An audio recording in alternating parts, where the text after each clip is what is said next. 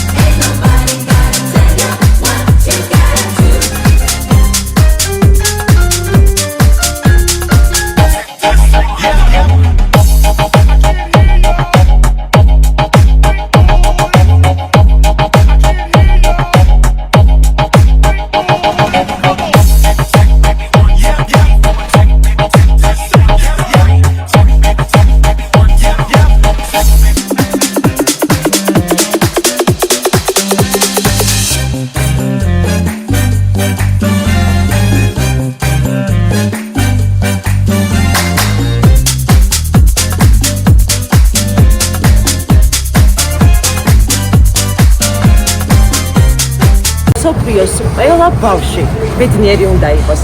ისინი ამას ნამდვილად ემსახურებენ.